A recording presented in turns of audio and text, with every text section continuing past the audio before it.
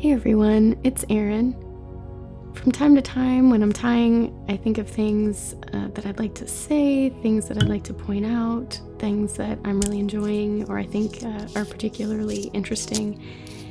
And so for the year 2025, we thought we would experiment with some soft-spoken narration. You won't hear me through the entirety of the video, but just where I have some interesting thoughts and ideas to share with you. We hope you had a wonderful holiday season and a happy new year, and we hope you enjoy.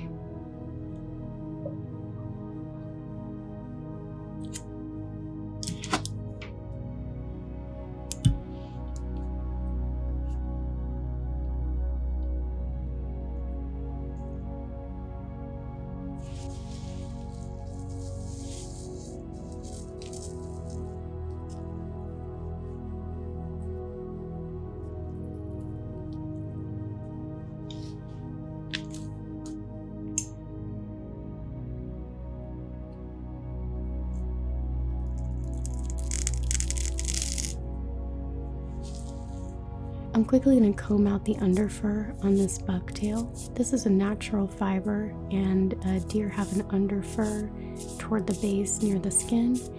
That serves them well to keep them warm, but we don't need it for fly tying when we're trying to reduce bulk, so I'm going to go ahead and get it out of there.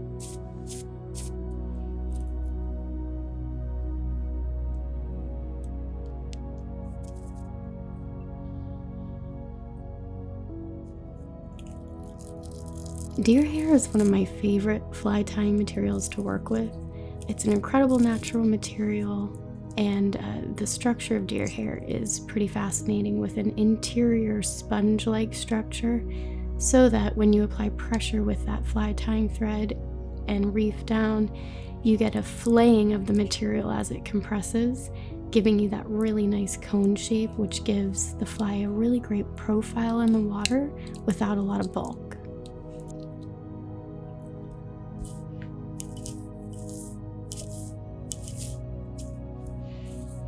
Grizzly hackle for this fly, it's important that it is long and narrow.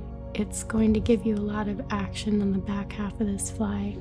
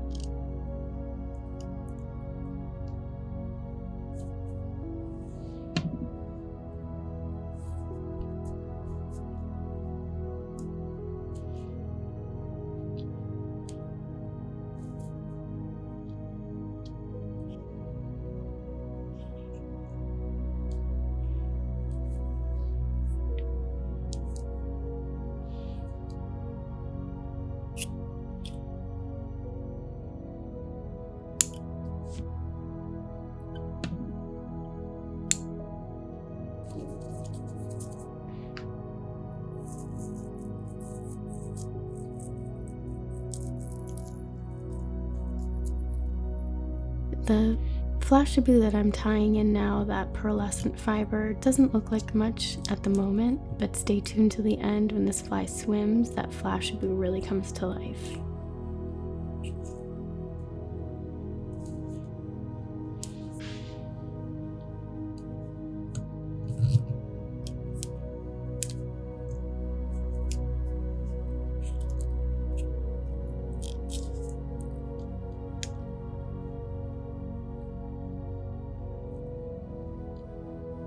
I first saw this fly, the Deliveryman version 2.0, on Frank Brassard's Instagram page. If you don't follow him, he's a prolific and talented fly tyer.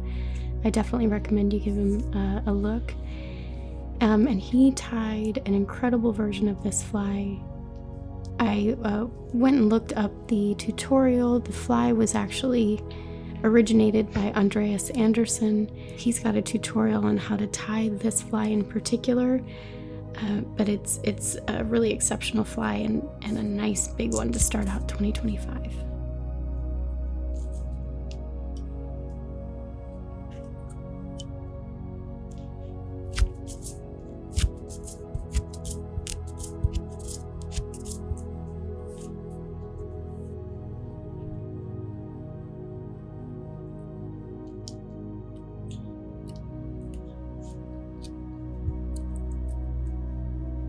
quick note here, if you're a fly tyer and you don't have a pair of side snips or cuticle nippers like I use here, you want to get yourself a pair. They are by far my favorite tool to get close snips on some of these materials.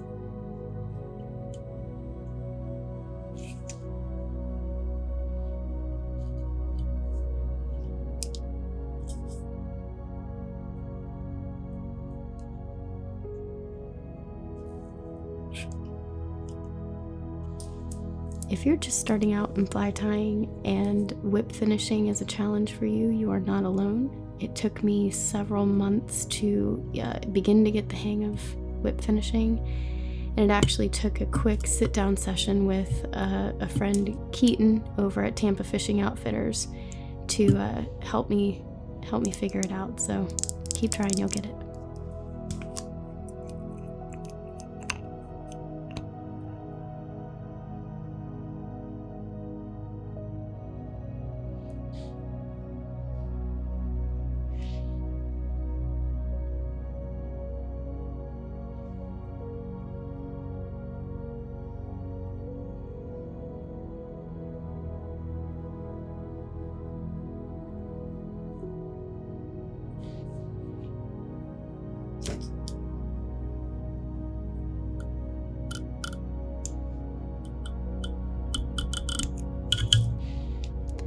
Alright, we're going to lift off the tail section of this hook, the trailer hook, and we'll get started with the main hook. We'll attach that trailer hook with some wire here momentarily.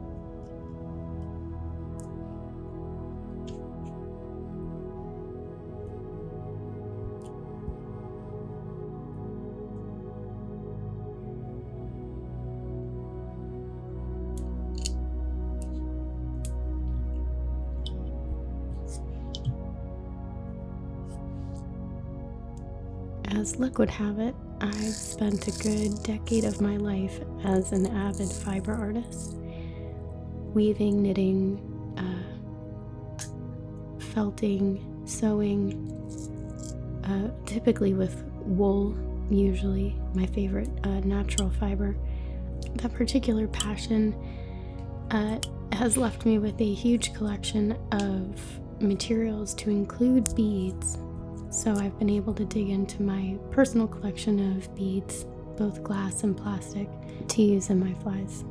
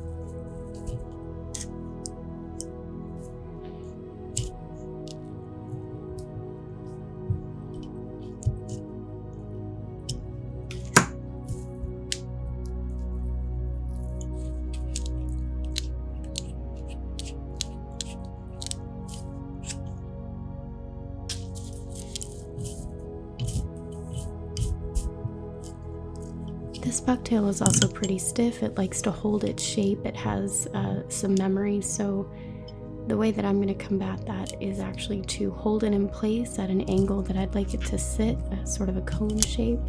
And I'll go ahead and hit it with some of this Solarez Bone Dry UV resin, just to hold it more at the angle that I'd like it to be at.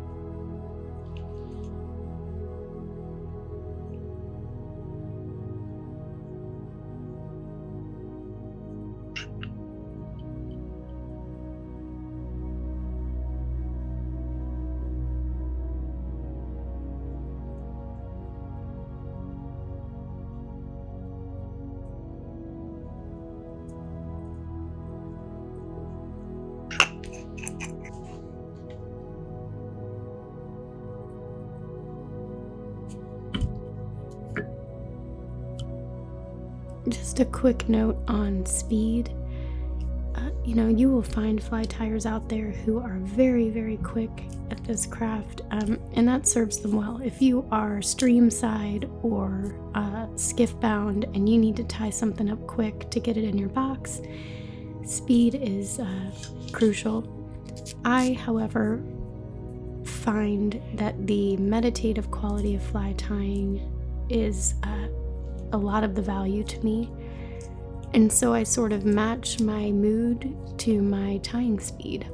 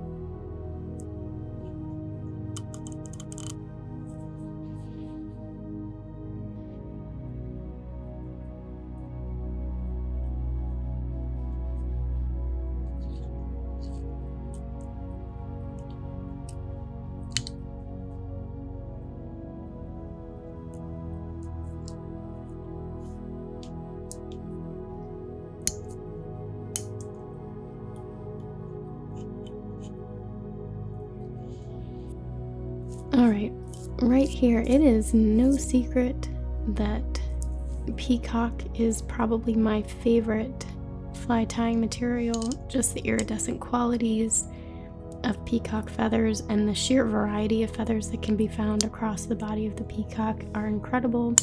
Not to mention the fact that peacock feathers can be shed and collected, without any harm to the animal, which I love and appreciate. That said, if I had this fly to do over again, I wouldn't include this peacock curl. That was my addition and a departure from the original pattern. I was excited about sort of the profile and the opportunity to add another texture here, but as you'll see in the final fly, the peacock curl gets a bit lost and also looks a little scraggly, and next time I'll do without.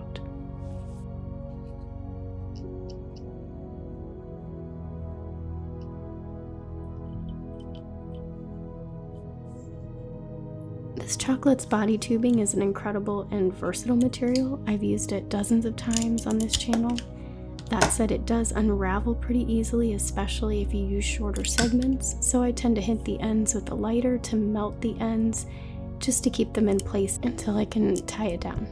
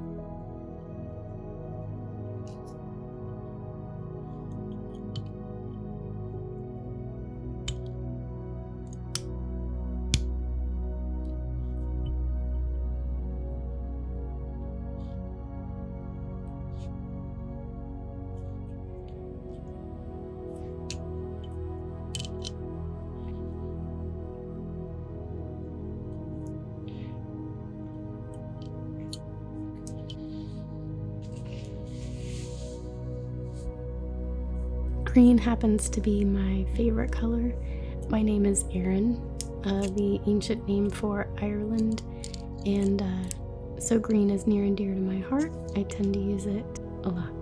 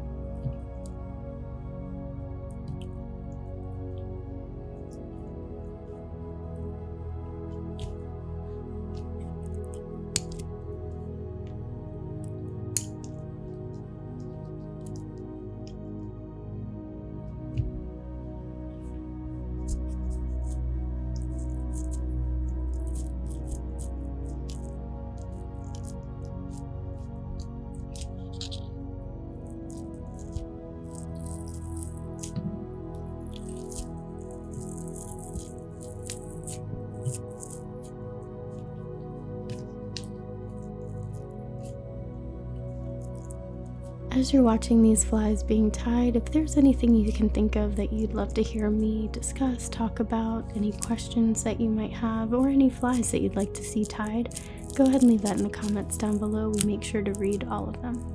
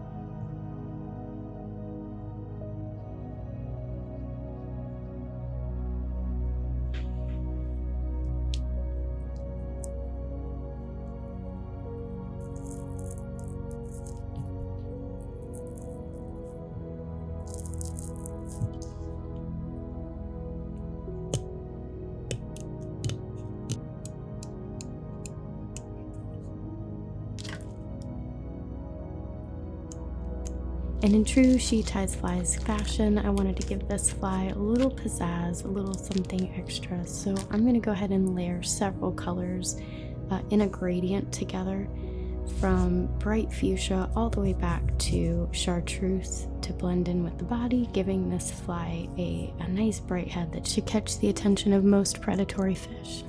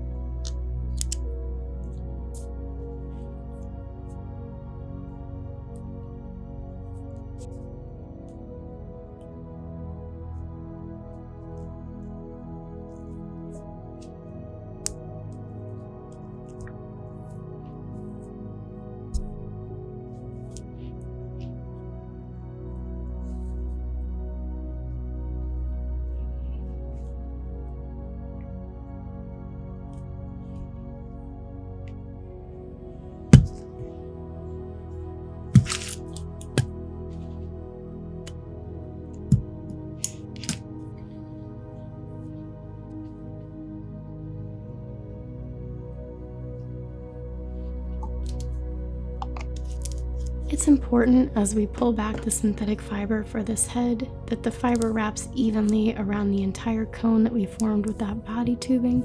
That's going to give us a nice full head with no open or bald spots. Sometimes the best tool is when you already have sitting around, in this case, a hair clip.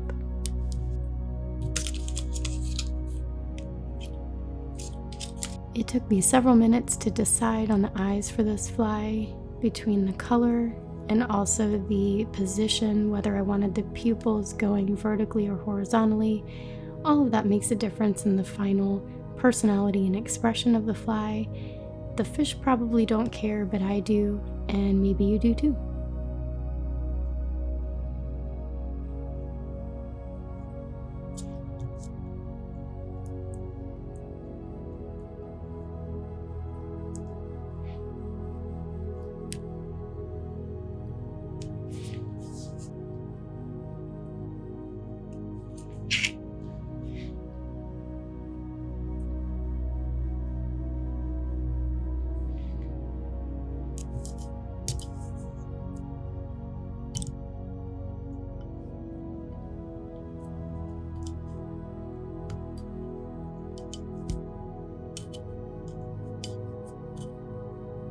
When working with some of this particularly thin UV resin like the Solaris Bone Dry that I'm using here, it's important to tilt the entire fly up because that UV resin is going to soak down into the fibers, and we'd prefer it to do that than to drip down into the eye of the hook.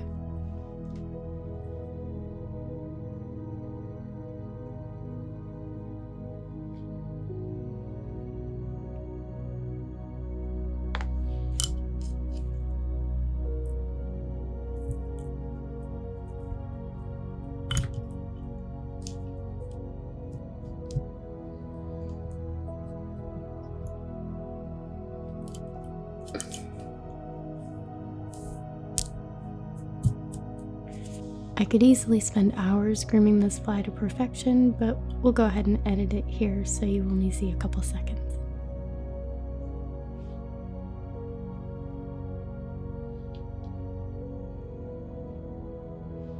It's important to get those eyes even on both sides of the head. You want them even both laterally and vertically because any asymmetry here can affect the swim of the fly.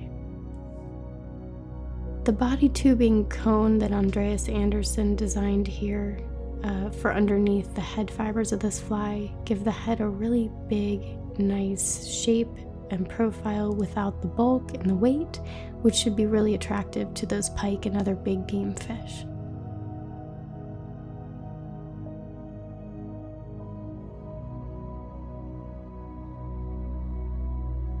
And now that flashaboo, which was barely visible there at the beginning, has its time to shine here in the water.